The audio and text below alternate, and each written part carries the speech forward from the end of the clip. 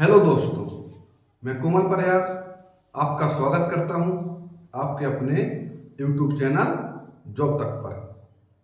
अगर आपको ये वीडियो अच्छी लगे तो वीडियो को लाइक करें, शेयर करें और हमारे चैनल को सब्सक्राइब करें। तो चलिए हम शुरू करते हैं आज की अपनी वीडियो, आज की अपनी क्लास। तो आज हम लोगों को क्या पढ़ना था, जैसे कि मैं आपको पहले बता चुका था कि हम अपने 2 टॉपिक कंप्लीट होने के बाद कौन कौन से टॉपिक, हिंदी भाषा का विकास और विराम चिन्ह, ये दोनों टॉपिक खत्म होने के बाद हम लोग इन दोनों टॉपिक के ऊपर Q&A लाएंगे। ठीक, तो आज हम लोगों को वही Q&A देखना है जो कि हमारे सभी प्रीवियस ईयर के पर आधारित होंगे। तो चलिए देखते हैं। तो लगा दीजिए आप लोग पहला क्वेश्चन स्क्रीन पर। ठीक, तो देखिए पहला क्वेश्चन क्या है कि निम्न में से कौन सी बोली पश्चिमी हिंदी के अंतर्गत नहीं आती है। क्या कौन सी बोली पश्चिमी हिंदी के अंतर्गत नहीं आती है? ऑप्शन क्या है? पहला है खड़ी बोली, खड़ी बोली। दूसरा क्या है? सॉरी, खड़ी लिखना है, खड़ी समझ आया करो आप लोग, खड़ी बोली। ठीक, दूसरा कौन सा है? ब्रज भाषा। कौन सा? ब्रज भाषा। तीसरा ऑप्शन क्या है? कन्नौजी। क्या है? कन्नौजी। चौथा ऑप्शन क्या है हमारा? अवधी।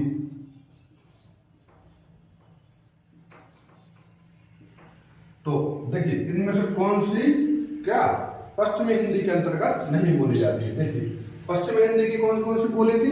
कब कब है। कौन कौन सी थी? कब कब। का से कौन सी हो गई? कन्नौजी या खड़ी बोली। ठीक है। बी से कौन सी हो गई? बुंदेली। ठीक, फिर का से हो गई? कन्नौजी। ठीक, ऐसे से हो गई हरियाणवी। ठीक, तो तीन ब्रज, बी से हो गई ब्रज भाषा। तो जो 3 बोली हैं एक कौन सी है? देखिए खड़ी बोली, ब्रज भाषा और कन्नौजी एक पश्चिमी हिंदी की बोली है, जबकि जो अवधी है, अवधी किसकी? पूर्वी हिंदी की बोली है। तो क्वेश्चन पहले का राइट आंसर क्या होगा? अवधी। अवधी, अवधी क्योंकि पूर्वी हिंदी की बोली है। चलिए अगला क्वेश्चन लगा दीजिए स्क्रीन पर। तो अगला क्वेश्चन आपका आएगा, साफ करता जाऊं मैं। अगला क्वेश्चन क्या है? अगला क्वेश्चन आपका है कि निम्न में से कौन सा ब्रज भाषा का क्षेत्र नहीं है। क्या ब्रज भाषा का क्षेत्र नहीं है? ऑप्शन कौन कौन से? धौलपुर। कौन कौन से? धौलपुर, सरगुजा, मथुरा, आगरा। कौन कौन से? धौलपुर,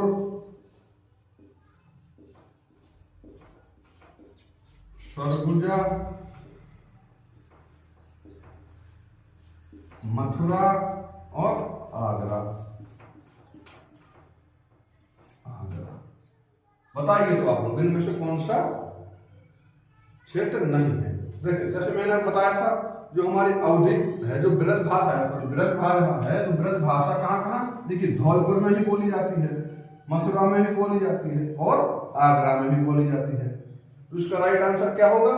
इसका राइट आंसर होगा सरगुजा। ठीक, तो इसका राइट आंसर क्या है?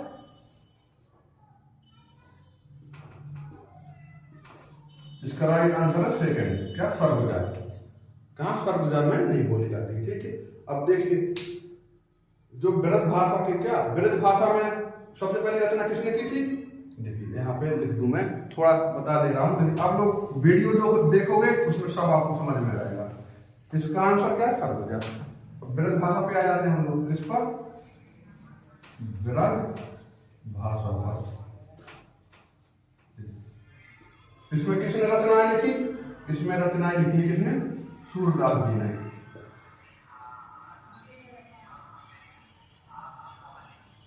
किसने?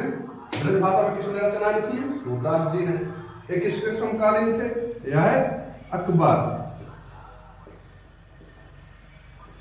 जो सूरदास जी थे, ब्रज भाषा में रचना किसने लिखी है? सूरदास जी ने। यह किसके? अकबर के समकालीन थे। ठीक, और जो ब्रज भाषा है यह किसकी? पश्चिमी हिंदी की बोली है। किसकी?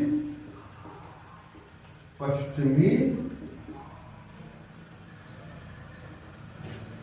हिंदी। ठीक है, ब्रज भाषा किसकी बोली? क्या बोली है? पश्चिमी हिंदी की बोली है। तो समझ में आया?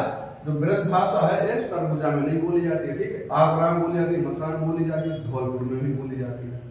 ठीक, ब्रज भाषा में रचना किसने लिखी? पहले सूरदास जी ने। सूरदास जी किसके समकालीन थे? अकबर के समकालीन थे। किस बोली का की है ब्रज भाषा? पश्चिमी हिंदी की है। चलिए दूसरा क्वेश्चन आपका कंप्लीट हुआ। चलिए अगला क्वेश्चन लगा दीजिए आपको स्क्रीन पर। तो अगला लिखिए क्वेश्चन क्या है कि पश्चिमी हिंदी की बोली है क्या? निम्न में से कौन सी पश्चिमी हिंदी की बोली है? क्वेश्चन क्या कह रहा है कि निम्न में से कौन सी पश्चिमी हिंदी की बोली है? ऑप्शन क्या है? नंबर 1 मगही, ए में कर लीजिए क्या? मगही। बी में कौन सा है? मैथिली, फिर कन्नौजी। बी ऑप्शन क्या है? मैथिली। सी में क्या है? कन्नौजी। और डी में क्या है? अवधी।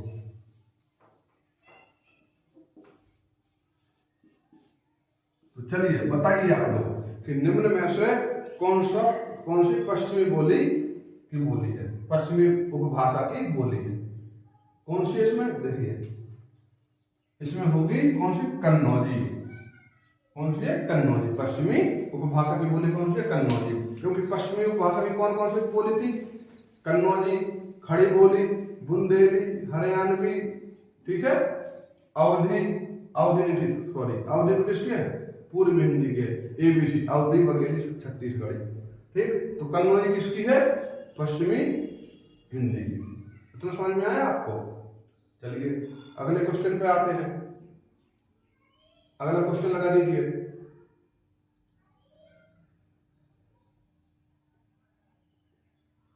ये बिहारी हिंदी की बोली कौन सी है? क्वेश्चन क्या है? क्वेश्चन है कि बिहारी हिंदी की बोली का नाम। ठीक, कौन सी? बिहारी हिंदी की बोली का नाम। ऑप्शन में क्या है? ऑप्शन ए है मगही, मगही। ऑप्शन बी में क्या है? ऑप्शन बी में है मैथिली, सॉरी क्या है? मगही, बघेली, छत्तीसगढ़ी, बुंदेली। बघेली, छत्तीसगढ़ी और बुंदेली। तो क्या बिहारी हिंदी की कौन कौन सी होगी? कौन सी होगी इसमें? देखिए, अगर आप लोगों ने पिछली क्लास हमारी देखी होगी, पहली क्लास, तो आप लोगों को सब बन जाएगा। इसमें क्या बोला? बिहारी हिंदी की। तो बिहारी की कौन सी होगी? बिहारी की होगी आपका ऑप्शन राइट क्या है? मगही। ठीक, बघेली किसकी है? पूर्वी हिंदी की। छत्तीसगढ़ी किसकी है? पश्चिमी हिंदी की। बुंदेलखंडी किसकी है? पश्चिमी हिंदी की। बुंदेलखंड की उपबोली कौन सी है? बनाफरी। बनाफरी में किसकी रचना की गई है? किसकी? इसमें की गई है आला की। और दूसरी किसकी? ईश्वरी के फाक की। बुंदेलखंड कहाँ हो जाते? अपने क्षेत्र में, बुंदेलखंड के क्षेत्र में महोबा, हमीरपुर, जालौन, झांसी, छतरपुर, समझ रहे हो? छत्तीसगढ़ कहाँ? रायपुर साइड छत्तीसगढ़ में। ठीक, बघेली सतना, नागौर, पन्ना, मतलब बघेलखंड में। समझ में आ गया? चलिए, तो इसका आंसर क्या है? मगही। ठीक, क्या बिहारी की बोली का नाम? मगही। अगला क्वेश्चन लगा दीजिए आप। नेक्स्ट क्वेश्चन क्या है? नेक्स्ट क्वेश्चन है कि भाषा की लघुत्तम सार्थक इकाई। क्या क्वेश्चन है कि भाषा की लघुत्तम सार्थक इकाई? तो क्या है? ऑप्शन में क्या क्या है? ध्वनि, ठीक, शब्द, वाक्य, पद। पहला क्या है? ध्वनि। बी क्या है? पद। सी क्या है? वाक्य, और डी क्या है? डी है क्या? शब्द।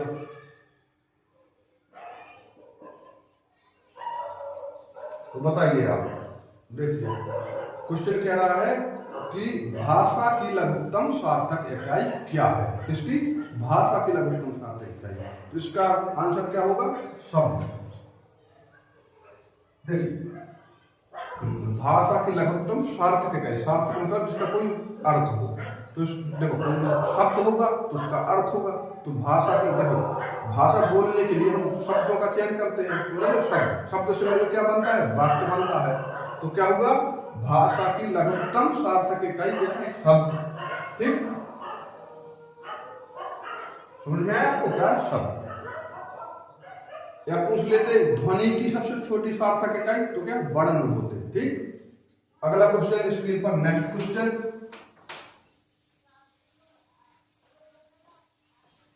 नेक्स्ट क्वेश्चन देखिए क्या है? आयो क्या? आयो शब्द निम्न में से किस भाषा का शब्द है? क्या? आयो शब्द निम्न में से किस भाषा का शब्द है? तो डालिए आप लोग पहला ऑप्शन भोजपुरी। क्या? भोजपुरी। दूसरा कौन सा है? अवधी, ब्रज और खड़ी बोली।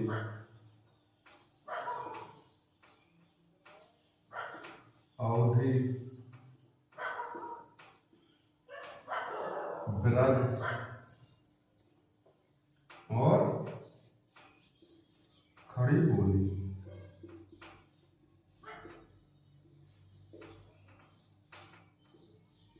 भाई कौन सा ऑप्शन होगा? आयो, कौन सा शब्द? क्वेश्चन क्या कह रहा? आयो शब्द किस भाषा का शब्द है? बताइए। देखिए आयो शब्द क्या? भोजपुरी का तो होगा नहीं। आयो शब्द होगा किसका? ब्रज भाषा का। ब्रज भाषा का। आपने सुना होगा कि मैया मोरी मैं नहीं माखन खायो। क्या? कि मैया मोरी मैं नहीं माखन खायो, ओ मैया मोरी दाऊ मुँह खिजायो। आपने सुना होगा। देखिए आता नहीं हम पे, लेकिन बता रहा हूं। तो किसकी है? ब्रज भाषा की। भोजपुरी में क्या है? भोजपुरी में तो क्या है? लगा लो लिबुअल, कैसा कोई गाना है कि लिपस्टिक लगा लो, है हिलेरा डिस्ट्रिक्ट, ये सब हो गया किसमें? भोजपुरी में। समझ रहे हो? तो इसका आंसर क्या है? आयु किस भाषा का शब्द है? ब्रज भाषा का शब्द है। ठीक है, समझ में आया आपको? वो आपने सुना होगा, मीरा जी के पद भी सुने होंगे शायद। ठीक, तो समझ में आया? आयु शब्द ब्रज भाषा का शब्द है। देखिए जितने भी ये क्वेश्चन हैं, ये सभी क्वेश्चन लगभग प्रीवियस ईयर के क्वेश्चन है। क्या? प्रीवियस ईयर के क्वेश्चन है। तो इसलिए ध्यान से देखना, इंपोर्टेंट क्वेश्चन है।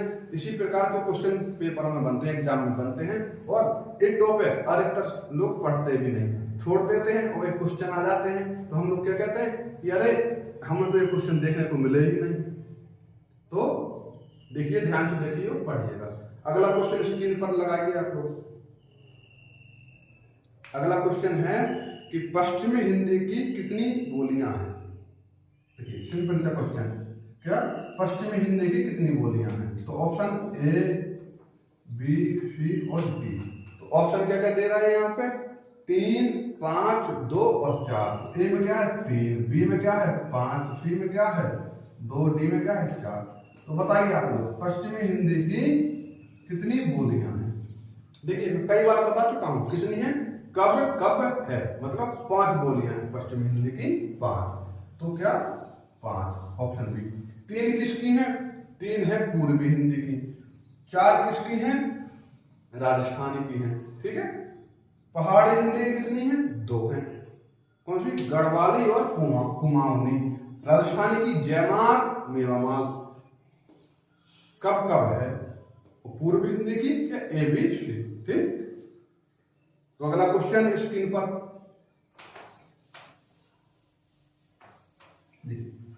अगला क्वेश्चन देखिए आप लोग क्या कह रहा है। अगला क्वेश्चन कह रहा है कि रामचरितमानस की भाषा क्या है? क्या? रामचरितमानस की भाषा क्या है? ऑप्शन क्या क्या है किसकी? रामचरितमानस की भाषा क्या है? तो ऑप्शन ब्रज भाषा,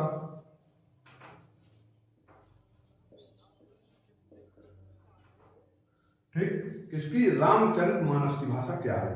तो क्या ब्रज भाषा, बघेली, कौन सी? बघेली, बुंदेली,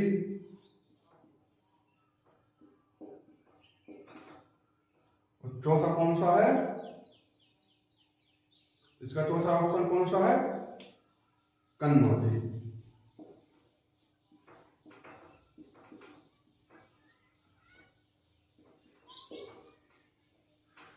तो रामचरितमानस की भाषा क्या है? इसका सही ऑप्शन क्या होगा? रामचरितमानस की भाषा है क्या? ब्रज भाषा। इसका ऑप्शन क्या होगा? Option A will be the correct answer. क्या? Option A. चलिए अगला क्वेश्चन देखिए, हमको काफी क्वेश्चन करना है, समय कम है, तो इसलिए मैं थोड़ी जल्दी बताऊंगा। अगर आपको पूरी थ्योरी देखनी है तो आप कृपया क्लास देख सकते हैं, ठीक, तो आपको बिल्कुल विधिवत मिल जाएगा, समझ में आ जाएगा सब। और ये जितने भी क्वेश्चन हैं सब प्रीवियस ईयर क्वेश्चन के आए हुए क्वेश्चन हैं, ठीक, सभी एग्जाम के आए हुए क्वेश्चन हैं। यूपीएसआई हो या यूपी कांस्टेबल हो या यूपी लेखपाल हो वगैरह वगैरह, जितने भी एग्जाम हो चुके हैं सब उन्हीं पर आधारित क्वेश्चन है, ठीक। तो अगला क्वेश्चन क्या है? निम्न में से पश्चिमी हिंदी की बोली नहीं है। क्या? पश्चिमी हिंदी की बोली नहीं है। क्या? कि पश्चिमी हिंदी की बोली नहीं है। ऑप्शन कौन कौन से हैं? बघेली, बुंदेली, ब्रजभाषा। कौन सी? नंबर 1 क्या है? बघेली, बघेली, बुंदेली,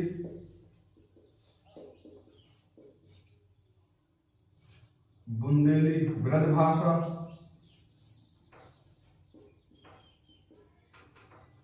और कौन सी? हरियाणवी।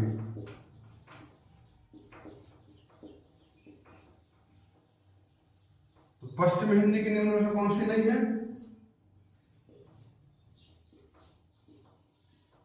देखिए, बुंदेली पश्चिमी हिंदी की है, ब्रजभाषा भी पश्चिमी हिंदी की है, और हरियाणवी भी किसकी है? पश्चिमी हिंदी की है। तो अब कौन सी रह गई? बघेली। तो बघेली किसकी है? पूर्वी हिंदी की है। और इस सवाल का राइट आंसर क्या है? Option A will be the correct answer. तो इतना आप लोग समझ में आ रहा है? आस्ते से पढ़ते रहिए, आसानी से पढ़ते रहिए, सिंपल है, और क्वेश्चन भी यहाँ से बनते हैं, ठीक, इसलिए पढ़ते रहिए, आराम से पढ़ते रहिए। अगला क्वेश्चन स्क्रीन पर लगा दीजिए। तो देखिए अगला क्वेश्चन क्या है? कोरबी बोली को क्या कहते हैं? किसको? कोरबी बोली को क्या कहते हैं? कोरबी को बताइए। यही मैंने लिखवाया था ना? नहीं, कोरबी बोली को क्या कहते हैं? ऑप्शन क्या रहे? मारवाड़ी, क्या? मारवाड़ी, इसमें मारवाड़ी हो गए। दूसरा अवधी,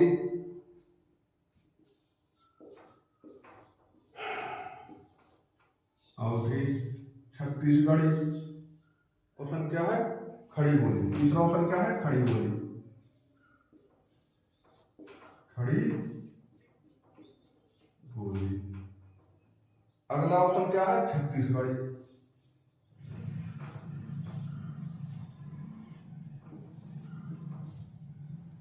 Chhattisgarhi. Option A, B, C और डी। तो सवाल क्या कह रहा है कि कोरबी बोली किसे कहते हैं? देखो, मारवाड़ी को तो कहते नहीं थे। मारवाड़ी में किसके? मीराबाई ने अपने पद लिखे, मीराबाई की रचना है, किसमें? मारवाड़ी में, ठीक है, मीराबाई, मीराबाई के पद किसमें? मारवाड़ी में। अवधी पूर्वी हिंदी की है। खड़ी बोली, खड़ी बोली को क्या कहते थे हम लोग? कोरबी हिंदी भी कहते थे, ठीक, कोरबी, कोरबी कहते थे खड़ी बोली को। छत्तीसगढ़ी को छत्तीसगढ़ी, ठीक। तो इसका ऑप्शन क्या होगा? Option C will be the correct answer, या ऑप्शन सी इसका सही आंसर होगा, ठीक। अगला क्वेश्चन लगा दीजिए आप लोग स्क्रीन पर। अगला क्वेश्चन है युग्म। अगला क्वेश्चन क्या कह रहा है? युग्म बोल रहा है। युग्म क्या है? देखिए, पश्चिमी, कौन सा युग्म सही है? तो क्या है? पश्चिमी हिंदी किससे मिली है? पश्चिमी हिंदी से। तो इसका देखिए ऑप्शन का आंसर क्या होगा? पश्चिमी हिंदी है वो खड़ी बोली, बिहारी से क्या? मारवाड़ी, पूर्वी हिंदी गढ़वाली, या पहाड़ी हिंदी बघेली। तो आप लोग देखिए इसका ऑप्शन क्या सही क्या है, इसका सही होगा पहला, क्या पश्चिमी हिंदी किससे, खड़ी बोली से। ठीक है, पश्चिमी हिंदी क्या, खड़ी बोली से, क्या पश्चिमी हिंदी खड़ी बोली से। ठीक है, बिहारी हिंदी क्या है, मगही। ठीक, पूर्वी हिंदी में कौन सी है, ABC। ठीक है, पहाड़ी हिंदी में कौन सी है, गढ़वाली व कुमाऊनी। ठीक, तो ऑप्शन इसका क्या पहला सही है, क्या पश्चिमी हिंदी किसकी है, खड़ी बोली की। समझ में आए आपको। चलिए अगला क्वेश्चन है, अवधी किस उपभाषा की बोली है, या अवधी किस उपभाषा की बोली है। देखिए ऑप्शन A, B, C और D। तो इसमें क्या ऑप्शन A में क्या है, पश्चिमी, पूर्वी, बिहारी, राजस्थानी। क्या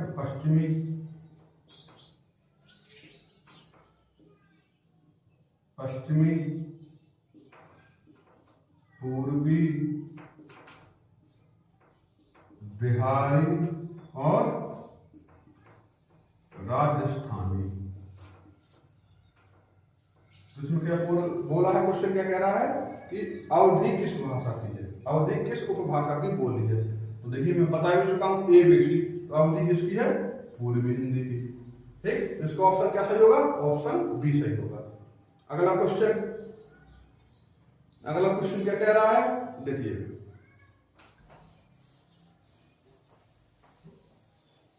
अगला क्वेश्चन कह रहा है कि किसी सीमित क्षेत्र में बोले जाने वाली स्थानीय भाषा को क्या कहते हैं। क्या किसी सीमित क्षेत्र में बोले जाने वाली स्थानीय भाषा को क्या कहते हैं हम लोग।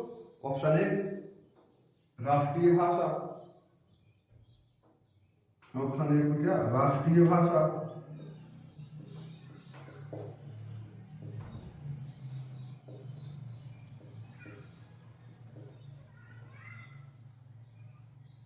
ऑप्शन 2 राजभाषा और बोली उपभाषा। नंबर 2 राजभाषा,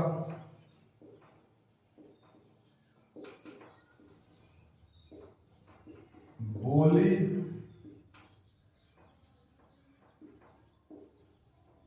उपभाषा।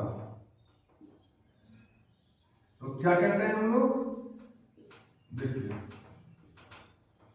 इसका सही ऑप्शन क्या होगा, बोली। Option number 3 option C।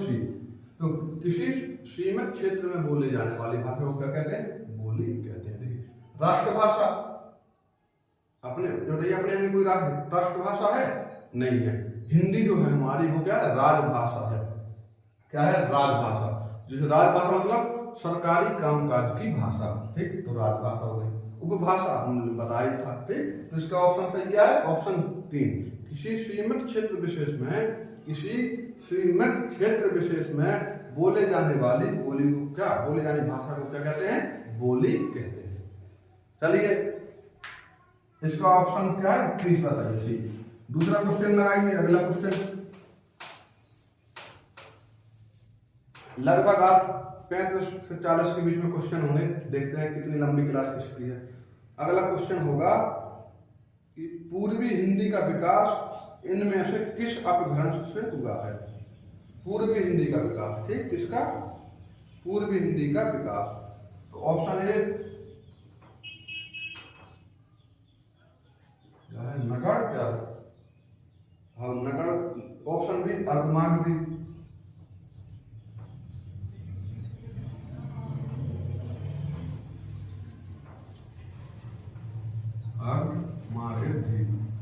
Option C में क्या है, इसमें खस और मागधी।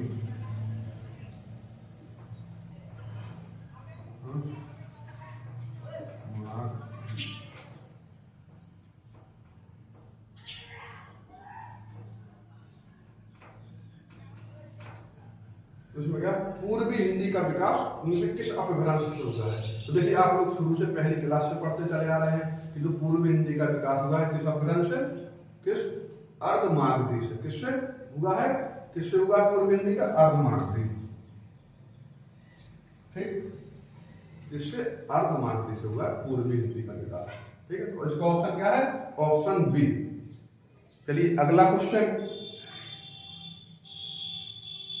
अगला क्वेश्चन है कि निम्न में से भाषा के संबंध में कौन सा असत्य है। देखिए ऑप्शन क्या है, नंबर 1 भाषा, ए बी सी डी, भाषा के संबंध में कौन सा गलत है। तो ऑप्शन ए क्या है, भाषा क्या, ऑप्शन क्या है, ए है सामाजिक संपत्ति है क्या, भाषा सामाजिक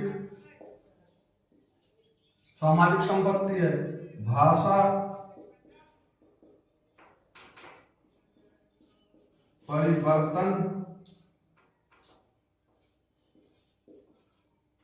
परिवर्तनशील है।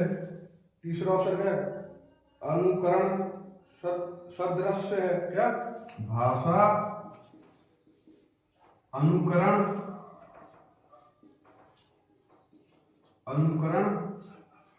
सदृश्य, भाषा क्या है, अनुकरण सदृश्य है। ठीक, और चौथा पॉइंट क्या है, भाषा पैतृक संपत्ति है क्या, भाषा पैतृक संपत्ति। तो आप लोग बताइए कि भाषा के में क्या असत्य है, कि भाषा सामाजिक संपत्ति है। तो जी हाँ, बिल्कुल भाषा सामाजिक संपत्ति है, कोई भी बोल सकता है। क्या भाषा परिवर्तनशील संपत्ति है या परिवर्तनशील है, क्या परिवर्तनशील है। तो हाँ, ये भी सही है, भाषा परिवर्तनशील है। देखिए कैसे आप किसी क्षेत्र से दूसरे क्षेत्र में जाते हैं, क्या होता है, भाषा में परिवर्तन आ जाता है। नंबर तीसरा, भाषा अनुकरण सदृश्य है, ये भी सही है। अगला क्या होता है, ऑप्शन डी भाषा पैतृक संपत्ति है। तो ऑप्शन ए गलत है। तो भाषा के संबंध में कौन सा, ऑप्शन डी गलत है, ऑप्शन डी सही है। ठीक, क्योंकि भाषा पैतृक संपत्ति नहीं होती है। ये बताइए, क्या भाषा किसी की पैतृक संपत्ति है, क्या भाषा किसी के दादा परदादाओं की संपत्ति है क्या, जो उसको पैतृक संपत्ति हो गई, विरासत में मिली है क्या भाषा, नहीं है। तो क्या भाषा के संबंध में ऑप्शन डी असत्य है, तो ऑप्शन डी सही है, मतलब ऑप्शन डी। ठीक, अगला क्वेश्चन लगा दिया जाए।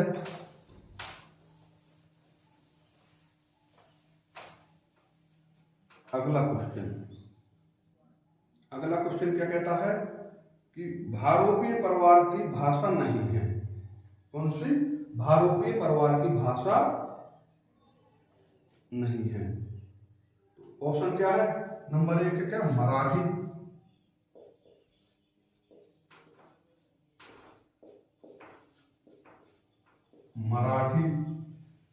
गुजराती, मलयालम, हिंदी। मराठी, ऑप्शन बी है क्या, गुजराती,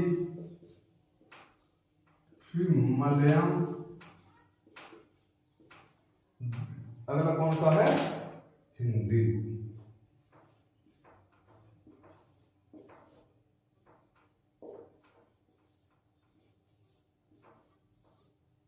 तो बताइए इनमें से कौन सी भारोपीय परिवार की भाषा नहीं है। तो देखिए मैंने जो बताया था आपको, मराठी, गुजराती और हिंदी, ये क्या है, ये भारोपीय परिवार की भाषा। किसकी, भारोपीय।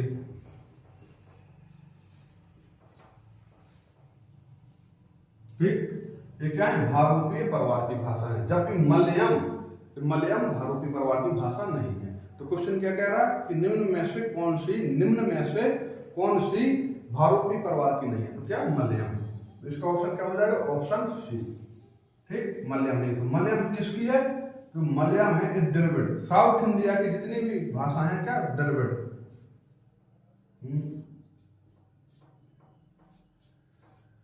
द्रविड़ की, किसकी, द्रविड़।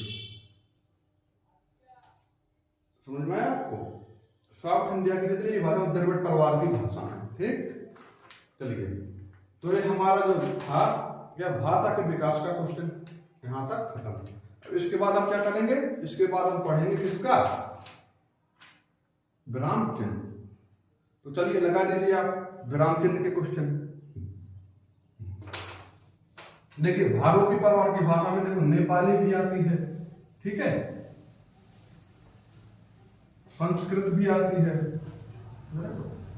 लेकिन जो साउथ इंडिया में बोली जाती है भाषाएं, वो भाषाएं इसमें द्रविड़ परिवार की भाषाओं में आती है, ना कि भारतीय परिवार की भाषाओं में। चलिए देखिए, अब हम किसको पर विराम चिन्ह पर आते हैं। तो देखिए विराम चिन्ह क्या है, क्वेश्चन पहला लगाइए आप।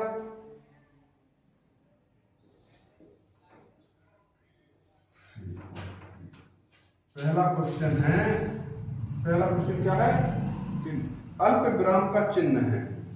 क्या अल्प विराम चिन्ह कौन कौन से दिए हैं? अल्प विराम,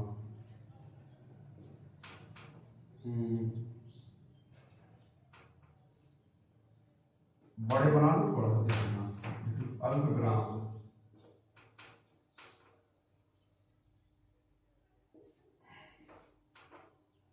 बताइए आप इनमें से अल्प विराम का अल्प विराम मतलब कॉमा। जब हम किसी शब्द को लिखते समय थोड़ी समय के लिए रुकते हैं, क्या थोड़ी देर के लिए रुकते हैं, उसको क्या कहते हैं? अल्प विराम। अल्प विराम मतलब कॉमा। तो निम्न में से अल्प विराम का चिन्ह कौन सा है? इसका अल्प विराम होगा ऑप्शन बी। अल्प विराम मतलब कॉमा, तो इसका ऑप्शन क्या सही होगा? इसका ऑप्शन सही होगा ऑप्शन बी। एक इसका है, एक इसका है, एक इसका है। तो जो ऑप्शन ए है, ए क्या है? अर्ध विराम। क्या? अर्ध विराम। ऑप्शन ए में जो है वो है अर्ध विराम। ऑप्शन बी तो सही है, अर्ध विराम। ऑप्शन सी में क्या है? पूर्ण विराम।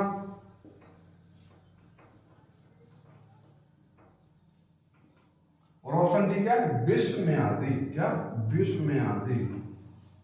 विस्मयादि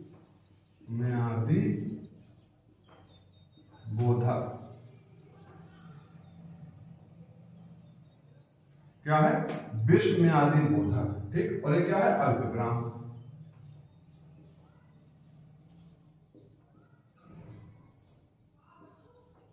देखिए मैंने चारों ऑप्शन का पोस्टमार्टम कर दिया है।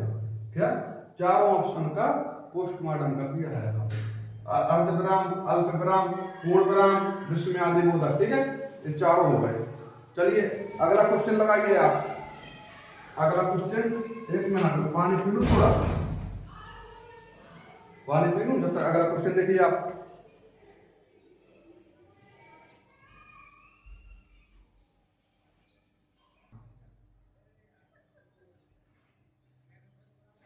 तो चलिए अपना अगला क्वेश्चन देखते हैं। अगला क्वेश्चन क्या कह रहा है कि निम्नलिखित चिन्हों में से पूर्ण विराम को पहचानिए। क्या? पूर्ण विराम। तो ऑप्शन क्या है?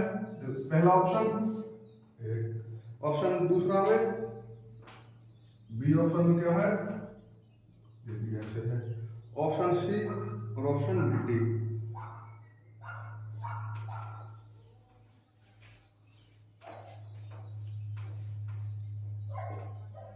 क्या कह रहा है? पूर्ण विराम। देखिए जैसे मैंने क्लास में ही बताया था पिछली, पूर्ण विराम। तो पूर्ण विराम को कैसे? देखो ये होता है पूर्ण विराम। पूर्ण विराम। ठीक। ये क्या हो गया? अर्ध विराम।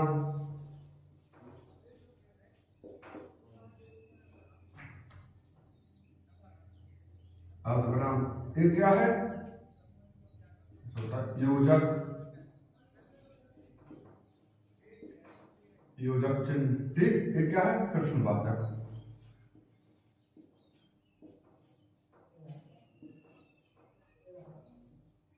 अब देख लीजिए आप, इसमें पूर्ण विराम कौन सा है? पूर्ण विराम मतलब खड़ी पाई। ठीक। छंदों के अंत में लगते हैं। ठीक। प्रयोग करते हैं, वाक्य की समाप्ति पर भी लगा देते हैं। तो समझ में आया? इसका ऑप्शन क्या होगा? Option A. Option A will be the correct answer.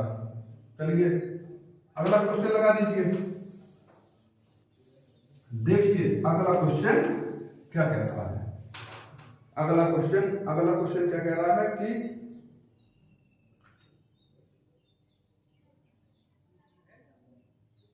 Shri Kamta Prasad गुरु जी के अनुसार विराम चिन्हों की संख्या कितनी है? क्या? कामता प्रसाद गुरु जी के अनुसार विराम चिन्हों की संख्या कितनी है? तो कितनी है? ऑप्शन क्या दे रहा है? देखिए कामता प्रसाद गुरु जी के अनुसार कितने? 20, 18, 17, 6। क्या 20, 18, 17, 6। तो कितनी है? मैंने कितना बताया था कि कामता प्रसाद गुरुजी ने विराम चिन्ह की संख्या कितनी मानी है? 20। ठीक। और किस भाषा से लिया माना है? तो कामता प्रसाद गुरुजी ने विराम चिन्ह को अंग्रेजी भाषा से लिया माना है। और वह विसर्ग किसको, क्या किससे, देखिए सॉरी मैं कहाँ बोल रहा था, इसका क्या है 20, कितना 20 मानी है। और किस भाषा से मानी है? अंग्रेजी भाषा से मानी है। समझ में आया आपको? और देखिए जो उपविराम होता है, उपविराम मतलब क्या? आहा, क्या दो बिंदी होती है, नहीं होती? हाँ, उपविराम को क्या विराम चिन्ह नहीं मानते हैं। कौन? कामता प्रसाद गुरुजी, बल्कि इसको क्या विसर्ग मानते हैं, विसर्ग। समझ में आया आपको? इतना समझो। 20।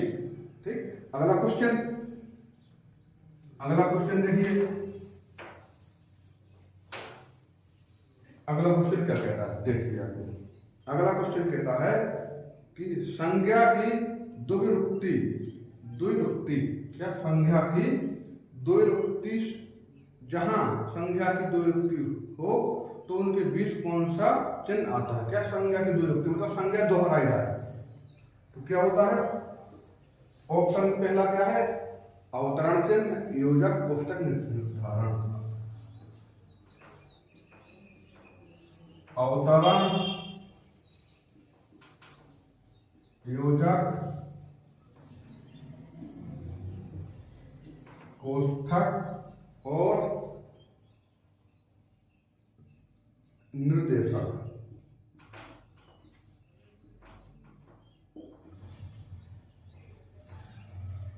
तो क्या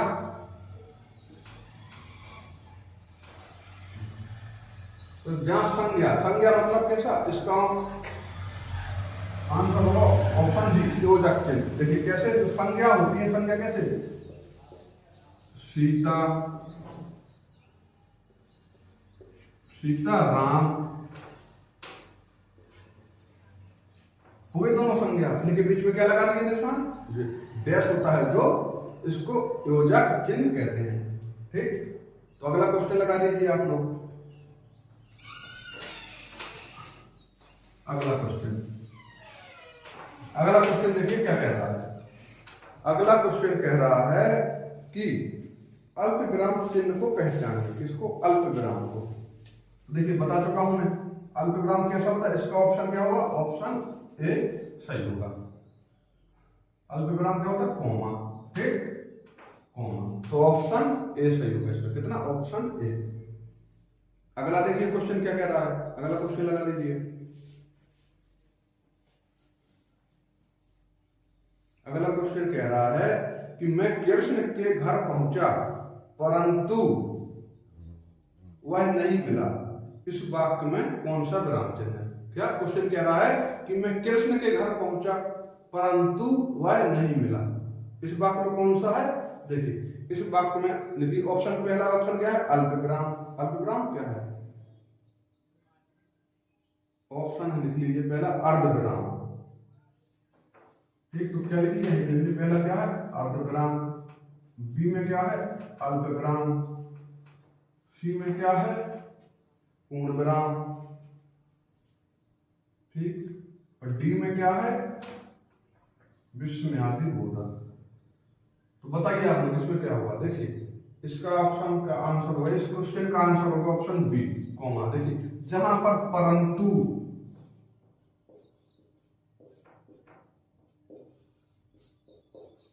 किंतु आदि शब्द आए वहां पे क्या? कॉमा का उपयोग करते हैं हम लोग, क्या जिसे अल्प विराम कहते हैं। तो इस क्वेश्चन का आंसर क्या होगा? Option B will be the correct answer. तो चलिए अगला क्वेश्चन लगाइए आप। अगला क्वेश्चन, अगला क्वेश्चन क्या कह रहा है? देखिए अगला क्वेश्चन कह रहा है कि छंदों में एक चरण की समाप्ति पर किस विराम चिन्ह का प्रयोग करते हैं? क्या छंदों में एक चरण की समाप्ति पर किस विराम चिन्ह का? इसमें देखिए ए, बी, सी और डी। ठीक, किस विराम चिन्ह का ऑप्शन में क्या क्या है? ऑप्शन में है अल्प विराम, ठीक है, और पूर्ण विराम, ठीक है। तीसरा क्या है इसका? इसमें तीसरा है कोष्ठक। अगला क्या है? अर्ध विराम। तो छंद के पहले चरण, ठीक है, यानी क्या ना, छंदों के एक चरण की समाप्ति पर निम्न में से किस चिन्ह लिखा? तो छंद की जो एक चरण की समाप्ति होती है उसमें क्या हम अल्प विराम का प्रयोग करते हैं। तो ऑप्शन ए, ठीक, समझिए। अगला क्वेश्चन लगा दीजिए आप, अगला क्वेश्चन, ठीक, समझ में आया? छंद के जो पहला चरण होता है उसकी समाप्ति पर किसका हम अल्प विराम का प्रयोग करते हैं। अगला क्वेश्चन, पूर्ण विराम का प्रयोग किया जाता है, तो कहां किया जाता है? देखिए ऑप्शन क्या है? वाक्य के प्रारंभ में, ऑप्शन दूसरा में क्या है? वाक्य के अंत में,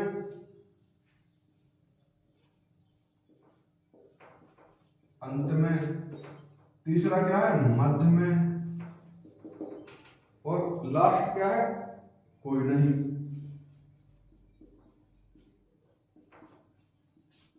देखिए क्या हम पूर्ण विराम का प्रयोग कहां करते हैं? हम लोग जो पूर्ण विराम है उसका प्रयोग हम लोग कहां करते हैं? वाक्य के अंत में। तो इसका आंसर क्या होगा? ऑप्शन में पूर्ण विराम मतलब समझ रहे? एक पाई। तो अगला क्वेश्चन लगा दीजिए आप।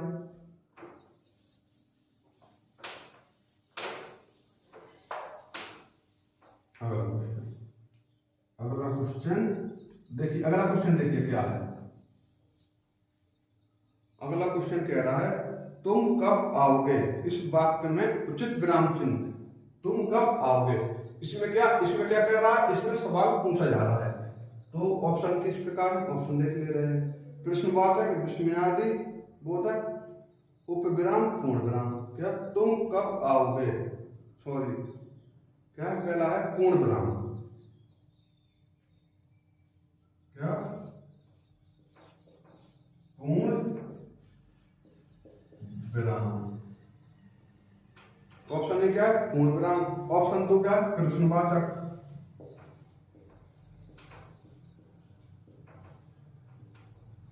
ऑप्शन तीसरा क्या कह रहा है? उपविराम और कोष्टक।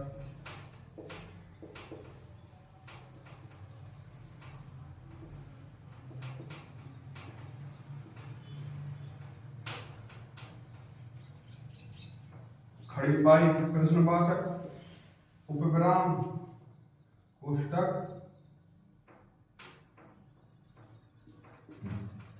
तो इस प्रश्न का उत्तर क्या होगा? Option B. ऑप्शन बी होगा इसका सही आंसर। क्या? ऑप्शन बी, प्रश्नवाचक। क्या सवाल पूछ रहा है, जहां पर सवाल पूछे वहां पे क्या आता है? प्रश्नवाचक चिन्ह, ठीक है। जैसे पूछ रहा है तुम कब आओगे, मतलब सवाल पूछ रहा है कि नहीं, सवाल कर रहा है या नहीं। जहां पर सवाल किया जाए वहां पर क्या? प्रश्नवाचक चिन्ह आता है। जहां पर क्वेश्चन किया जाए वहां पर क्या आता है? प्रश्नवाचक। तो इस सवाल का, इस क्वेश्चन का राइट आंसर क्या होगा? Option B. चलिए अगला क्वेश्चन देखिए आप लोग। अगला क्वेश्चन क्या कहता है?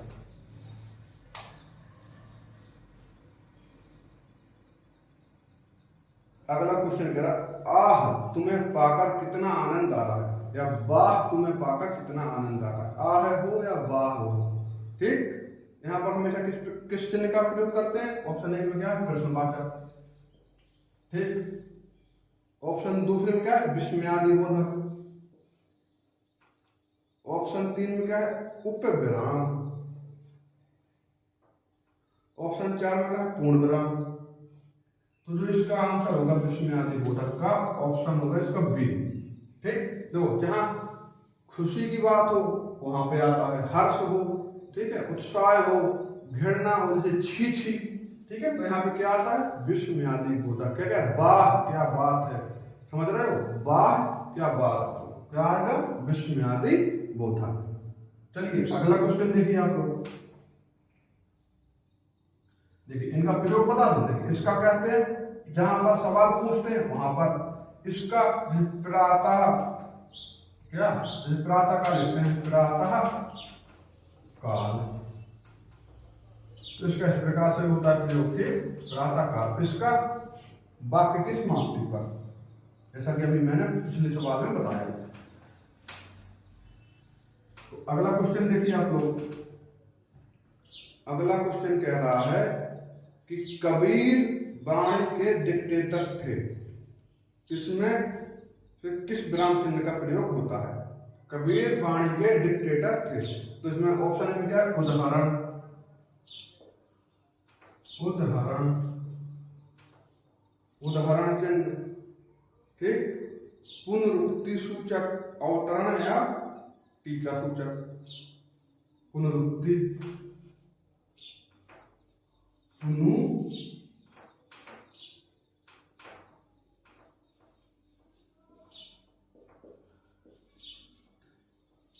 पुनरुक्ति सूचक।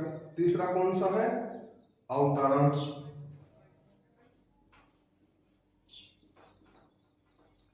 चौथा कौन सा है? टीका सूचक,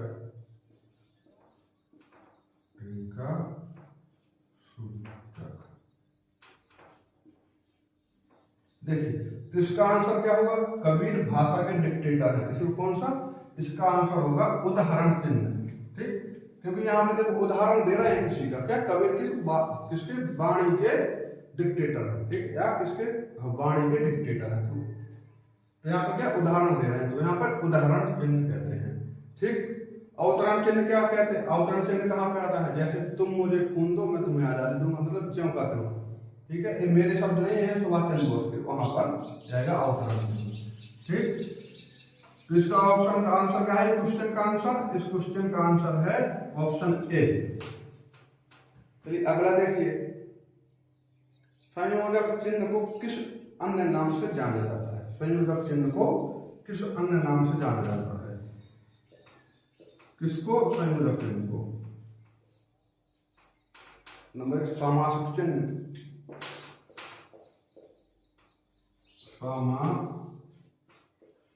सामासिक चिन्ह, कोष्टक, अवतरण,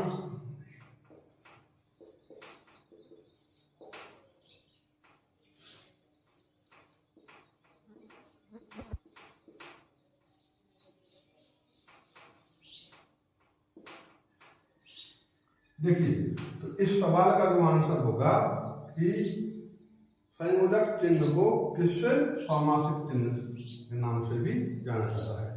समझ में आया आपको? देखिए समझते रहिए, लिखते रहिए, ठीक है। क्वेश्चन काफी ज्यादा है, टाइम सीमित है, इसलिए मैं थोड़ा जल्दी जल्दी कर रहा हूँ, ठीक है। तो क्या संयोजक चिन्ह को किस नाम से? सामासिक नाम से जानते हैं। अगला क्वेश्चन,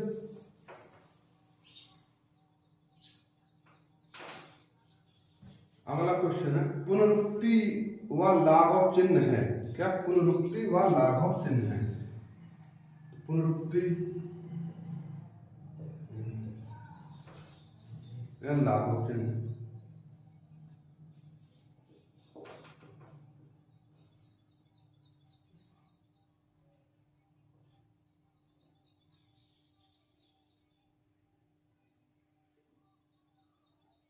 अगला ऑप्शन तीसरा क्या है? प्रश्नवाचक। ऑप्शन डी क्या है? आदेश, आदेश, आदेश चिन्ह, ठीक है। तो इनमें बताइए क्या है, इसका ऑप्शन क्या होगा? पुनरुक्ति व लाघव चिन्ह, तो इसका आंसर होगा ऑप्शन ए, ठीक। लाघव मतलब क्या करते हैं? पुनरुक्ति, किसी की लिखी हुई की बात को ज्यों का त्यों लिख देते हैं, वहां पे पुनरुक्ति। लाघव मतलब किसी चीज को संक्षिप्त में लिख देते हैं, जैसे डॉक्टर को लिख देते हैं, एम ए के बीच में लिख देते हैं, समझ रहे हो, इसी प्रकार। तो अगला क्वेश्चन देखिए आप लोग, इसका आंसर क्या है? ऑप्शन ए, ठीक। अगला क्वेश्चन, अगला क्वेश्चन है कि पाद चिन्ह कामता प्रसाद गुरु जी ने किस नाम से अभिहित किया है? अभिहित किया है। क्या पाद चिन्ह को कामता प्रसाद गुरु जी ने किस नाम से अभिहित किया है? तो किस नाम से किया? ऑप्शन का पहला क्या है? रेखा, ठीक। अगला क्या है, ध्वनि पंक्ति कोई नहीं, ध्वनि पंक्ति कोई नहीं। तो इसका आंसर क्या होगा, इसका आंसर होगा ऑप्शन ए, रेखा। ठीक, तो जो पाद चिन्ह है कामता प्रसाद गुरु जी ने इसे किसको, रेखा के रूप में अभिभेद किया है। ठीक, तो अगला देखिए क्वेश्चन आप लोग। अगला क्वेश्चन क्या कह रहा है, देखिए अगला क्वेश्चन कह रहा है कि हंस पद किस विराम चिन्ह का और एक नाम है। ठीक, हंस पद किस विराम चिन्ह का एक और नाम है। तो ऑप्शन ए में क्या है, लोप, क्या लोप का है। ऑप्शन दूसरा क्या, अल्प,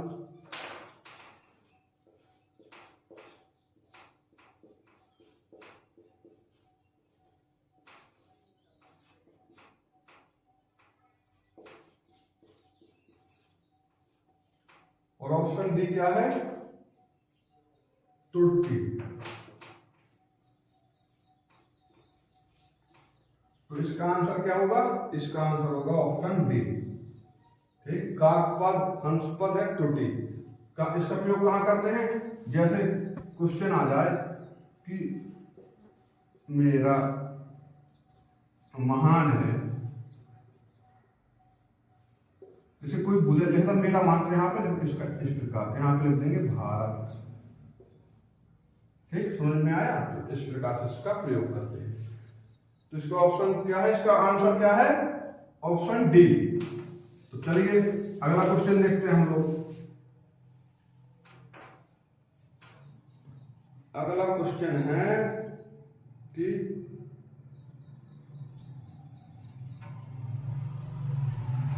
किसी कठिन शब्द को स्पष्ट करने के लिए किस विराम चिन्ह का प्रयोग करते हैं। क्या किसी कठिन शब्द को स्पष्ट करने के लिए किस, तो ऑप्शन ए में क्या, विवरण,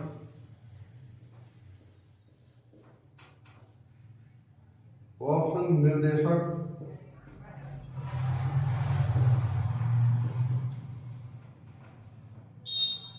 अगला क्या है, कोष्ठक,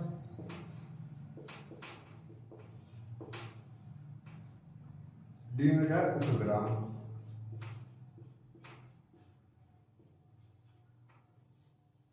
इसका आंसर क्या होगा, ऑप्शन सी। क्या किसी कठिन शब्द को स्पष्ट करने के लिए हम किसका, कोष्ठक का प्रयोग करते हैं।